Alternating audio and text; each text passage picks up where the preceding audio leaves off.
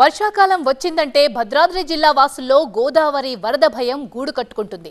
ప్రతి ఏటా భద్రాచలం ముంపునకు గురవుతోంది. భవిష్యత్తులో భద్రాచలం సురక్షితంగా ఉండాలంటే వెంటనే కరకట్ట ఎత్తు పెంచాల్సిన అవసరం ఉంది. అందుకే అసెంబ్లీ ఎన్నికల ముందు వివిధ పార్టీల నేతలు ఇచ్చిన వాగ్దానాలు నిలబెట్టుకొని ముంపు బతుకుల్ని ఒడ్డుకు చేర్చాలని ప్రజలు కోరుతున్నారు.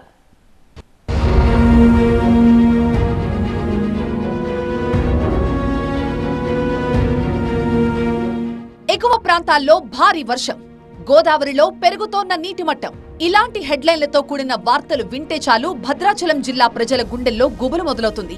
వరద నీటి ప్రవాహం పెరుగుతుందంటే చాలు గోదావరి పరివాహక ప్రాంతాల ప్రజలు బిక్కుబిక్కుమంటూ ఉంటారు. గోదావరి వరదలు గతంలో అనేక ఇళ్లను నీట ముంచాయి. 2022 జులైలో గోదావరి మహోగ్ర రూపాన్ని దాల్చింది. 71.3 అడుగులొచ్చింది. దీంతో అప్పుడు భద్రాచలం భవిష్యత్తుపై అనేక సందేహాలొచ్చాయి. ఆ వరదలు భద్రాచలం నియోజకవర్గంలో 3 మండలాలు, పినపాక నియోజకవర్గంలో 3 మండలాలు, మొత్తం 6 మండలాల పరిధిలో 115 గ్రామాలు మునిగిపోయాయి. వేలాది మంది నిర్వాసితులయ్యారు. ఇప్పుడు మళ్లీ ఆ ప్రాంత ప్రజలు నిద్రలేని రాత్రులు గడుపుతున్నారు. వర్షం వచ్చింది, గోదావరి వచ్చింది అంటే స్లూయిస్ లీక్ అవడం, నీళ్లు పట్టణంలోకి వచ్చేసి కాలనీలను మునిగేయడం పరిస్థితి కనబడతా ఉంది. వాటికి సంబంధించి మెయింటెనెన్స్ లేదు. వర్షాకాలం వచ్చి గోదావరి వచ్చింది అంటే తప్ప ఈ అధికారులు వచ్చి దాని గురించి పట్టించుకునే పరిస్థితి ఉండదు. ఇప్పుడు మళ్ళీ అడావుడు చేస్తారు, ఈ 4 రోజులు అయిపోద్ది. కానీ మళ్ళీ ఈ సంవత్సర కాలంలో ఈ స్లూయిజులకు సంబంధించి, ఈ లాకులకు సంబంధించి వాటి గ్రీజ్ బూయడం కానీ, వాటి మెయింటెనెన్స్ కానీ ఉండే పరిస్థితి లేదు.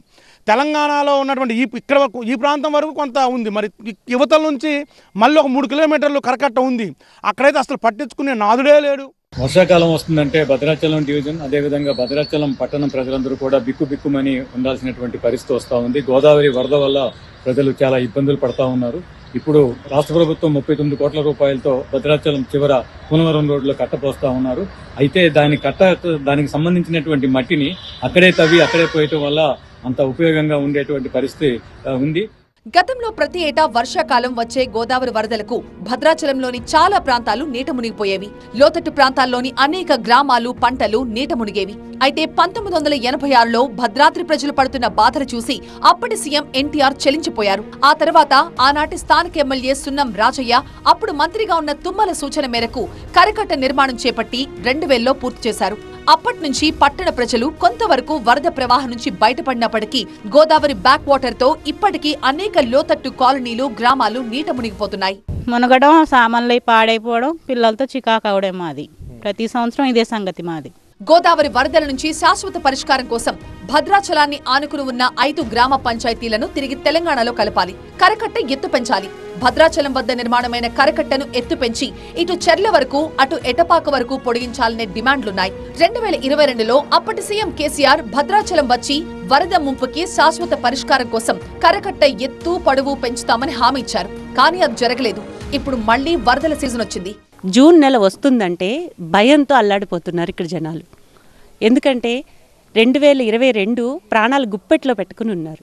కరకట్ట మొత్తం కొట్టుకుపోతుంది అన్న భయంతో, ఆందోళనతో భయపడ్డారు. ఇక్కడ అధికారులు వచ్చారు, హామీలు ఇచ్చారు, మిమ్మల్ని సురక్షిత ప్రాంతానికి చేరుస్తామన్నారు, డబుల్ బెడ్రూమ్లు ఇస్తామన్నారు, సర్వే చేశారు. కానీ ఇప్పటి వరకు కూడా సమస్య ఏమాత్రం పరిష్కరింపడలేదు. ప్రతి సంవత్సరం అదే రిపీట్ అవుతుంది. కనీసం ఉన్న కరకట్టకు మరమ్మతులు కూడా చేయలేదు. డివెట్మెంట్ పై పిచ్చి మొక్కలు ఏపుగా పెరిగాయి. కరకట్టకు అక్కడక్కడ పగుళ్లు కూడా ఉన్నాయి. కొన్ని చోట్ల రక్షణ కూడా పగిలిపోయింది.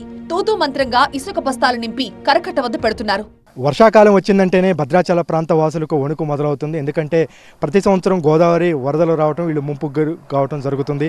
ప్రభుత్వం హామీలు ఇస్తుంది, కానీ పట్టించుకోవటం మానేస్తుంది. ఎప్పటిలాగానే ముంపుకు గురవుతుంది. మనం ప్రస్తుతం భద్రాచలం గోదావరి కరకట్టల మీద ఇటు గోదావరి, ఇక్కడ కరకట్టని మనం చూడవచ్చు. ఇదే ప్రాంతంలో ఇక్కడ ఉన్నటువంటి సమస్య ఏంటంటే కరకట్ట భద్రాచలం వాసులకి వరద నుంచి రక్షణగా ఎప్పటి నుంచో నిలబడుతుంది. ఇక్కడ ఇదే కరకట్ట కొంత భాగం తెలంగాణ భూభాగంలో, కొంత భాగం ఏపీలో మెర్జ్ అయినటువంటి పంచాయతీలు ఏదైతే ఉందో మనం అక్కడి నుంచి చూస్తున్నాం. ఇది ఏపీలో కొంత భాగం కరకట్ట ఉంది. అయితే ఇక్కడ సమస్య ఏంటంటే ఏపీలో ఉన్నటువంటి కరకట్టని ఎవరు కూడా ప్రభుత్వం కానీ అధికారులు ఇప్పటివరకు పట్టించుకోలేదు. అంటే పటిష్టం చేయటం కానీ, దాన్ని రివిట్మెంటు కట్టడం కానీ, లేకపోతే ఎత్తు పెంచడం కానీ ఇప్పటివరకు జరగకపోవడంతో ఏపీలో ఉన్నటువంటి మనం ఇక్కడ నుంచి చూస్తున్నటువంటి ప్రాంతం, ఏపీలో ఉన్నటువంటి కరకట్ట చాలా బలహీనంగా ఉంది.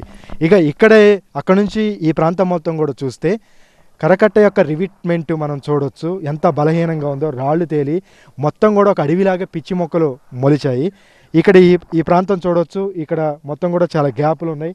కొన్ని చోట్ల ఈ గోళ్ళకి మనం పగుళ్ళు కూడా వచ్చాయి. కరకట్టకి సిమెంట్తో కట్టినటువంటిది ఎప్పుడో కట్టింది, దీన్ని పట్టించుకోకపోవడం వల్ల పగుళ్ళు వచ్చాయి. ఇక్కడైతే పూర్తిగా కూడా ఈ గోడ పడిపోయింది. ఇక్కడ కేవలం ఇసుక బస్తాలు వేసి చేతులు దులుపుకునేటువంటి పరిస్థితి. ఆ ఇసుక బస్తాలు ఎంత మేరకు వరద ఆపుతాయి అనేది ఆందోళన. కిందికి దిగితే ఈ మొత్తం కూడా భద్రాచలంలో ఉన్నటువంటి కాలనీలు వాసులు చాలా ఉన్నాయి. ఇక్కడ కొత్త colony, Subhash Nagar colony, revenue colony అనేక వందలాది మంది ఇళ్ళు మొత్తం కూడా మునిగిపోయి నిరాశలయ్యే పరిస్థితి ప్రతి సంవత్సరం కూడా వస్తుంది.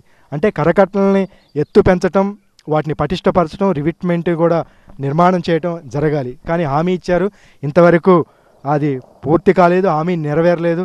కాబట్టి మళ్ళీ ఏమైనా వరదలు వస్తాయా, ఏమైనా జరుగుతుందా, మా పరిస్థితి ఏంటనేది ఇక్కడ ఉన్నటువంటి ముంపు ప్రాంత వాసులలో అయితే ఆందోళన నెలకొంది. కొత్తగా కాంగ్రెస్ ప్రభుత్వం అధికారంలోకి వచ్చింది. కూనవరం రోడ్లో గోదావరి కరకట్టను కొంతమేర పొడిగించే నిర్మాణం చేస్తున్నారు. అక్కడి నుంచి ఏపీ భూభాగం కనుక అక్కడ ఎలాంటి కరకట్ట నిర్మాణం చేపట్టడం లేదు. ఆ ప్రభుత్వం నుంచి ఇప్పటి వరకు ఎలాంటి స్పందన లేదు. మరి ఇప్పుడు కొత్తగా నిర్మిస్తున్న కరకట్ట భారీ వరదల నుంచి నిలబడుతుందా అనే అనుమానమైతే ఉంది. అధికారులు పర్యవేక్షణ లేకుండా, అధికారులు మరి వారి యొక్క ఇది లేకుండా ఇక్కడ కరకట్ట మట్టి పనులు నడుస్తా ఉన్నాయి. మరి ఈ యొక్క మట్టి పనులు కూడా మంచిగా క్వాలిటీ లేదు.